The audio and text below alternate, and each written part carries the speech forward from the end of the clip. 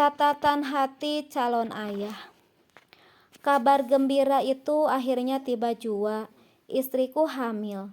Selain membahagiakan, berita kehamilan istriku sekaligus menjadi penepis anggapan orang-orang yang meragukan bahwa aku ini laki-laki. Maklum saja di dunia maya misalnya, kebanyakan Facebooker yang berteman namun belum pernah bertemu denganku secara langsung selalu menulis komentar seperti ini di wall pada awal perkenalan. Salam kenal ya Mbak Fitrah. Biasanya setelah membaca tulisan kayak begitu aku langsung pegang leher, meyakinkan apakah aku ini benar-benar laki-laki. Dan ternyata aku memang laki-laki loh hadirin sekalian, aku punya jakun. Woi, aku punya jakun. Di dunia nyata kasusnya lebih menyayat hati lagi. Suatu pagi aku pernah dihubungi seorang sales penerbit buku yang akan menawarkan produk buku terbaru. Mungkin sales tersebut tahu nomorku dari data yang kutulis setiap hadir di pameran buku. Halo, ujar si sales lewat telepon. Selamat pagi Bu Fitrah, kami menawarkan buku terbaru yang berjudul bla bla bla. Aku bukan ibu-ibu, ketusku kontan menutup telepon. Sales tersebut mungkin tidak pernah tahu kalau ternyata laki-laki juga bisa sensitif, Cin. Entahlah, tiba-tiba saja aku menjadi sedih sebab kebanyakan orang tak percaya kalau aku ini pria tulen. Aku terdiam dan merenung untuk beberapa saat. Dalam diam itulah ingatanku terlempar pada tempo 6 tahun yang lalu. Dahulu aku pernah dibilang seorang teman bahwa memang nama Fitrah itu terkesan feminim dan umumnya dipakai untuk nama wanita. Tentu saja aku tak terima. Fitrah itu nama yang maco, kalau Fitri baru feminim. Sanggahku pada anggapan teman tersebut. Aku menjadikan judul film Cinta Fitri sebagai landasan teori untuk membela harga diriku sebagai laki-laki.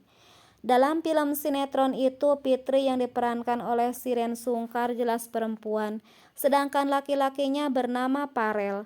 Temanku menggeleng. Kalau tak percaya silahkan tanya Pak Badrun. Pak Badrun yang dimaksud oleh temanku ini adalah guru bahasa Arab karena sewaktu SMA. Baiklah, akan kutanyakan. Minggu depannya seusai Pak Badrun mengajar kelas bahasa Arab, aku langsung bertanya hal yang selama ini mengancam kredibilitas kelaki-lakianku padanya. Agar terkesan rahasia, pertemuan ini sengaja kulakukan 4 mata.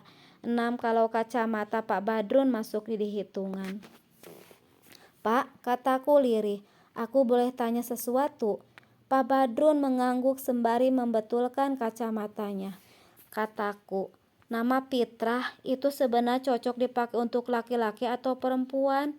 Kalau menurut kaidah baku bahasa Arab yang cocoknya untuk perempuan, jawab Pak Badrun, lagi-lagi dengan membetulkan kacamata. Oh sungguh, bagiku, jawab Pak Badrun tersebut seolah menjelma palu godam yang siap meruntuhkan tembok kejantananku. Kok bisa begitu Pak?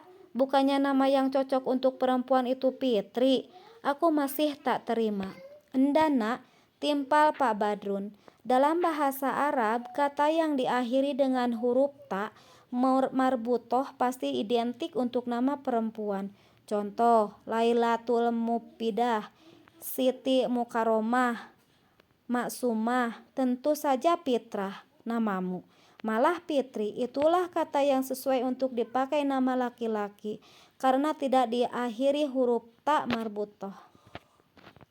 Oh begitu ya Pak, kataku penuh rasa malu. Meski sebenarnya batin ini masih tak terima dengan kenyataan yang ada. Pak Badrun mengangguk dengan nelangsa. Aku berpikir seperti berarti jika ditilik dari kaidah bahasa Arab, harusnya namaku bukan Fitrah Ilhami, melainkan Fitrah Cucok Cin. Itikaf. Baru saja aku pulang kerja, istri langsung menyambutku sambil menyodorkan handphonenya. Bang, baca ini, sekarang abang percaya kan? Istriku berseru. Di layar handphone terpampang sebuah artikel dengan judul "Mengajak Istri Jalan-Jalan, Pahalanya Sama Dengan Itikaf di Masjid". Aku jadi ingat kemarin kami sempat berdebat tentang ganjaran bagi suami yang mau mengajak istrinya jalan-jalan. Istriku berisi kukuh bahwa pahala bagi suami yang mengajak istrinya piknik setara pahala orang yang beritikaf di masjid. Tapi aku tidak sependapat.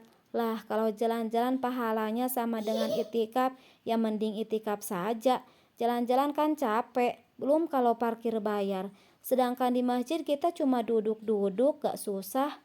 Iseng aku tanyakan apa ada dalil kuat tentang hukum jalan-jalan itu pada istri. Dan ternyata dia benar-benar mencari artikelnya. Padahal aku sendiri sudah lupa dengan kejadian semalam.